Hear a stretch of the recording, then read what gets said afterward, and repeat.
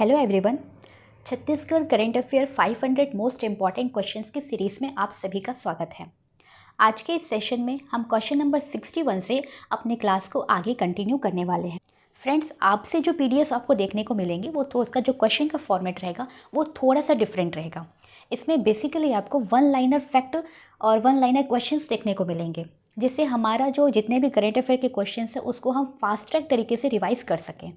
जैसे कि आप सभी जानते होंगे फ्रेंड्स कि नवंबर का मंथ चल रहा है और कुछ ही दिनों में या फिर कहीं कुछ ही हफ्तों में हमको सीजीपीएससी की तरफ से स्टेट सर्विस एग्ज़ाम का जो नोटिफिकेशन आता है ऑफिशियल, जो कि मोस्ट प्रोबेबली 26 नवंबर के आसपास जारी किया जाता है, तो वो देखने को मिलेगा। तो हमारी कोशिश यही रहेगी कि जो 500 क्वेश्चन का हमने सीरीज स्टार्ट किया है वो नोटिफिकेशन आने के पहले हम उन 500 क्वेश्चन को बहुत ही अच्छे से डिटेल में कवर कर सकें। और इसी उद्देश्य से हमने थोड़ा सा पैटर्न को चेंज किया है। अब हम सारे जितने भी क्वेश्चंस रहेंगे उसको हम वन लाइनर के फॉर्म में पढ़ेंगे और डायरेक्ट हम उसके आंसर्स को देखते जाएंगे। और इसके साथ साथ अब आपको एक और चीज़ जो देखने को मिलेगा, इसमें आपको बहुत सारे डिटेल जितने भी हो सकते हैं उन सभी डिटेल के फैक्ट को आपको कवर कराया जाएगा। तो फ्रेंड्स, आप जब भी वीडियो देखें तो अपने साथ पेन और पेपर लेकर के ही बैठिएगा और जो भी इम्पॉर्टेंट फैक्ट लगे या फिर जो भी चीज़ें आपने नहीं पढ़ी हो, पहली बार पढ़ी हो, उन सबको आप नोट डाउन करते हुए चलिएगा। So without wasting our time आज के इस सेशन की शुरुआत करते हैं। आज का हमारा क्वेश्चन नंबर 1 और इस सीरीज़ का क्वेश्चन नंबर 61 है। फ्रेंड्स, वर्तमान में छत्तीसगढ़ उच्च न्यायालय के मुख्य न्यायाधीश कौन है? सबसे बेसिक सा क्वेश्चन है, तो नोट डाउन कीजिएगा फ्रेंड्स कि उच्च न्यायालय के जो मुख्य न्यायाधीश हैं उनका नाम है रमेश सिन्हा या फिर रमेश कुमार सिन्हा। तो हमारा करेक्ट ऑप्शन हो जाएगा, करेक्ट आंसर हो जाएगा रमेश कुमार सिन्हा। ठीक है। अब इसके साथ साथ आपको दो फैक्ट ध्यान रखने हैं। ध्यान रखिएगा, ये जो है 15th नंबर के हैं। ठीक है, कभी कभी ये पूछ लिया जाता है, तो 15वें नंबर के हैं और इन्होंने किसका स्थान लिया है ये भी हमको क्वेश्चंस देखने को मिलते हैं। तो ध्यान रखिएगा, जो 14वें नंबर के, जो 14th नंबर के चीफ जस्टिस थे, ठीक है, छत्तीसगढ़ हाईकोर्ट के, वो थे अरूप कुमार गोस्वामी जी। ठीक है, अरूप कुमार गोस्वामी। तो ये हो गए, इनका जो कार्यकाल था वो 2023 में समाप्त हुआ और अभी 2023 में रमेश कुमार सिन्हा जी को उच्च न्यायालय के मुख्य न्यायाधीश के तौर पे नियुक्ति दिया गया था। ठीक है। नेक्स्ट क्वेश्चन है हमारा, सुशासन की कड़ी में छत्तीसगढ़ में कुल कितने महतारी सदन खोले जा रहे हैं? तो सबसे पहले हमको ध्यान में होना चाहिए फ्रेंड्स, महतारी सदन क्या होता है। ठीक है, तो जैसे कि आप सभी जानते होंगे, सुशासन विष्णुदेव साय सरकार जी के द्वारा सुशासन का जो अभी चलाया जा रहा है, ठीक है, गुड गवर्नेंस जिसको बोलते हैं, तो उसी के कड़ी में महतारी सदन को स्टार्ट किया गया, खोला गया है। महतारी सदन बेसिकली क्या होगा, तो महिलाओं को गांव में, है ना, गांव में ही जहाँ पे वो रहते हैं, बेसिकली अगर वहीं पर इनको कुछ काम दिला दिया जाए तो उसके लिए ज़्यादा बेटर रहेगा, जिससे उनके जो ट्रांसपोर्टेशन में जो चार्ज लगते हैं वो सब खत्म हो जाएंगे। तो जहाँ पर जो भी महिलाएं रहती हैं उसी एरिया में उनको कामकाज दिलाना, रोजगार प्रदान करना, ये बेसिकली है महतारी सदन का उद्देश्य। अब ध्यान रखिएगा कुछ इंपॉर्टेंट पॉइंट्स। तो ये जो महतारी सदन है वो हर गाँव में खोले जाएंगे। ठीक है, हर गांव में इसको महतारी सदन खोला जाएगा। महतारी सदन बेसिकली क्या होगा फ्रेंड्स, एक स्थान है। ठीक है, एक स्थान है जहाँ पर जितने भी महिलाएं हैं गांव की वो सभी एकत्र होकर के बैठ सकती हैं और जितने भी प्रकार के सांस्कृतिक, पारिवारिक और व्यावसायिक जो भी गतिविधियां हैं वो एक दूसरे के साथ शेयर कर सकती हैं। ठीक है। अब प्रथम चरण के लिए इसमें बजट में कुछ प्रावधान किए गए हैं, ध्यान रखिएगा। तो इसके लिए 50 करोड़ रुपए पहले चरण में दिया जाएगा। ठीक है, 50 CR 50 करोड़ रुपए। और प्रथम चरण में ऐसा लक्ष्य रखा गया है कि हमारे पास टोटल है 146 विकास खंड, तो हर एक विकास खंड में, ठीक है, कम से कम 10-10 महतारी सदन खोले जाएं। कितने? हर एक विकास खंड में कम से कम 10-10 महतारी सदन खोले जाएंगे। तो सिंपली आप इंटू कर लीजिए, 146 विकास खंड है हमारे पास, अगर एक विकास खंड में 10 महतारी सदन तो कितने हो गए हमारे पास? 1460 महतारी सदन पहले चरण में खोला जाएगा। तो यहाँ पर हमारा करेक्ट ऑप्शन है और करेक्ट आंसर है 1460। इसके लिए कुछ जो महतारी सदन की कुछ पात्रता रखी गई है वो तो ध्यान रखिएगा फ्रेंड्स। महतारी सदन के लिए जो पात्रता रखी गई है वो मूल निवासी होना चाहिए।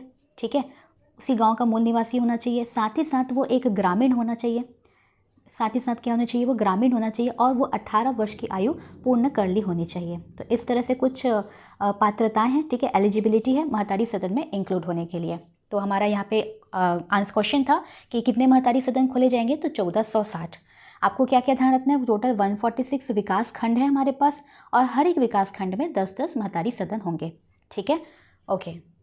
फ्रेंड्स, आप इन सभी वीडियोस को 1.25x या फिर 1.5x में भी देख सकते हैं, लेकिन ध्यान रखिएगा वीडियोस को पूरा कंप्लीट देखिएगा, ठीक है। बढ़ते हैं नेक्स्ट क्वेश्चन की तरफ। चर्चित मोबाइल ऐप मेघदूत किससे संबंधित है? ठीक है, मेघदूत एक मोबाइल ऐप है, वो बेसिकली आपको बताना है किससे संबंधित है, मेघदूत। तो ध्यान रखिएगा फ्रेंड्स, राज्य सरकार के द्वारा एक ऐप लॉन्च किया गया मेघदूत, जिसका जो संबंध है वो मौसम पूर्वानुमान की जानकारी से है। ठीक है, मौसम कैसा होने वाला है इसके पहले से अगर हमको पता चल जाएगा तो कुछ तैयारियां हम करके रख सकते हैं। तो उसी को पहचानने के लिए मेघदूत ऐप लॉन्च किया गया है। ठीक है, एक इसी प्रकार का और भी मोबाइल ऐप लॉन्च किया गया है, वो भी चर्चे में रहा है, तो उसे भी देख लेते हैं। चर्चित मोबाइल ऐप है दामिनी। दामिनी किससे संबंधित है? तो ध्यान रखिएगा आकाशीय बिजली के पूर्वानुमान की जानकारी से। दामिनी जो है वो आकाशीय बिजली के बारे में आपको जानकारी देगा। ठीक है, और जो मेघदूत है, ठीक है, मेघदूत किससे जानकारी देगा? पूरा मौसम के बारे में आपको जानकारी देगा। अब इसको याद करने का इसी को छोटा सा क्वेश्चन है, लेकिन हम एग्जाम हॉल में कंफ्यूज हो जाते हैं। तो मेघदूत म से मौसम, ठीक है, और दामिनी आप सभी जानते होंगे बिजली का पर्यायवाची है, तो आकाशीय बिजली। नेक्स्ट क्वेश्चन है हमारे पास, चर्चा में रहा संजीवनी किस अनाज का प्रकार है?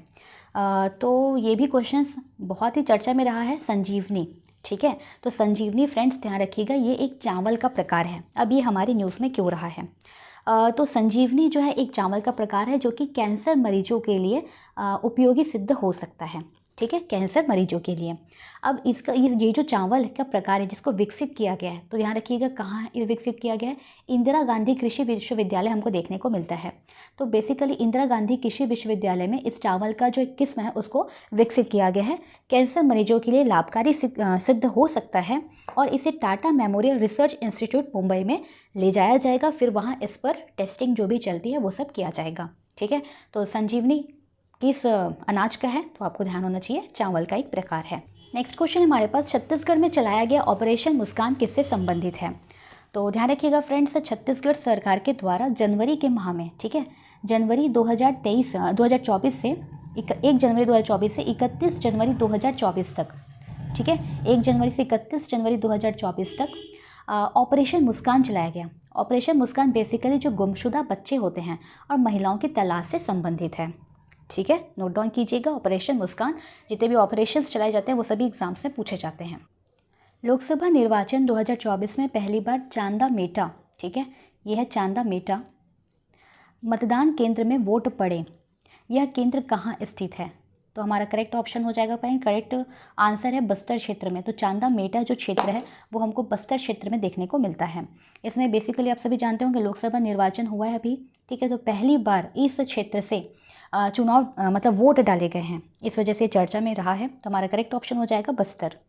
एक छोटा सा क्वेश्चन है फ्रेंड जो कि बहुत ही बेसिक सा क्वेश्चन, जो लोकसभा चुनाव हुए हैं अभी वो कौन से क्रम का लोकसभा निर्वाचन था? ठीक है, कमेंट बॉक्स में से अगर आपको पता हो तो इसके आंसर कमेंट बॉक्स में आप जरूर कमेंट कीजिएगा। नेक्स्ट क्वेश्चन है, बस्तर की कौन सी साड़ी को चेन्नई स्थित कार्यालय में जीआई टैग प्राप्त करने के लिए रजिस्ट्रेशन करवाया गया है? ठीक है, इसको आप करेक्ट कर लीजिएगा फ्रेंड्स, ये है जीआई टैग, जीआई टैग। ठीक है, जोग्राफिकल इंडिकेशन जिसको बोला जाता है, किसी भी क्षेत्र विशेष में जो भी साड़ियाँ हैं या फिर जो भी पकवान हैं, किसी भी प्रकार की जो सांस्कृतिक जो भी चीज़ है फिर गतिविधियाँ हैं वो जहाँ पे पॉपुलर रहती हैं, ठीक है, बेसिकली वहाँ के लिए उसको जीआई टैग प्रदान किया जाता है। तो बस्तर का एक साड़ी है, कौन सा साड़ी है वो? सोनामणि साड़ी, जिसको हम पनका साड़ी भी बोलते हैं। तो इसके लिए रजिस्ट्रेशन कराया गया है। रजिस्ट्रेशन कहाँ कराया जाता है? तो चेन्नई स्थित कार्यालय में। ठीक है, नेक्स्ट क्वेश्चन है हमारे पास, संचार साथी पोर्टल चक्षु और डीआईपी किससे संबंधित है? तो चक्षु और डीआईपी किससे संबंधित है? तो हमारा आंसर है साइबर अपराध और साइबर फ्रॉड से। अब बेसिकली इसका पूरा डिटेल हम देखेंगे। इसका उद्देश्य क्या है, एम क्या है इसका? तो ध्यान रखिएगा, साइबर फ्रॉड और अपराध को रोकना इसका उद्देश्य है। इसका संचालन किसके द्वारा किया जा रहा है? तो इसका संचालन फ्रेंड्स जो दूरसंचार मंत्रालय होता है उसके द्वारा इसको चलाया जा रहा है। दूरसंचार मंत्रालय, ब्रॉडकास्टिंग मिनिस्ट्री के द्वारा, ठीक है, भारत सरकार के द्वारा। अब यहाँ पर डीआईपी का फुल फॉर्म भी आपको ध्यान होना चाहिए। तो इसका जो फुल फॉर्म है, डीआईपी का फुल फॉर्म है डिजिटल इंटेलिजेंसी प्लेटफॉर्म। ठीक है, तो अब इसमें डिजिटल इंटेलिजेंसी प्लेटफॉर्म क्या है और चक्षु क्या है और दोनों में क्या डिफरेंस है, थोड़ा सा इसको देख लेते हैं।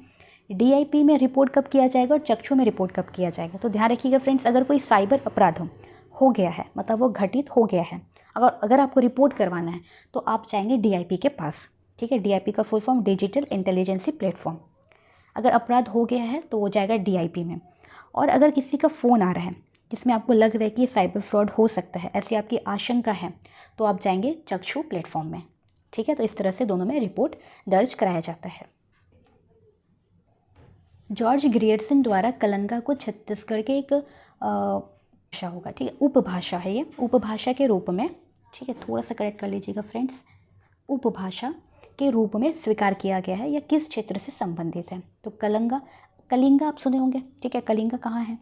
तो उड़ीसा क्षेत्र में देखने को मिलता है, तो वही हमारा आंसर हो जाएगा। तो उड़ीसा के पश्चिम प्रदेश और छत्तीसगढ़ के पूर्व में, ठीक है, अगर आप इस तरफ देखेंगे तो ये हमारा छत्तीसगढ़ हो जाता है और इधर हमको उड़ीसा देखने को मिलता है, और ये छत्तीसगढ़ है, छत्तीसगढ़ के पूर्व में हमको उड़ीसा देखने को मिलता है। तो छत्तीसगढ़ की पूर्वी सीमा और उड़ीसा की क्या हो जाएगा, ये पश्चिमी सीमा में कलिंगा बोली देखने को मिलती है। और इसी को जॉर्ज ग्रियर्सन ने, ठीक है, पहली बार छत्तीसगढ़ की एक उपभाषा कहा था। तो ये थे फ्रेंड्स आज के हमारे 10 क्वेश्चन। उम्मीद है कि सेशन आपको हेल्पफुल लगा हो। अगर ये सेशन आपको हेल्पफुल लगा तो इसको अपने फ्रेंड्स एंड फैमिलीज़ में शेयर जरूर कीजिएगा, और अगर इस चैनल पर आप पहली बार विजिट किए तो सब्सक्राइब करके बेल आइकन को जरूर प्रेस कर लीजिएगा। मिलते हैं हम अपने नेक्स्ट सेशन में, तब तक के लिए stay focused, work hard, stay connected with us. Thank you.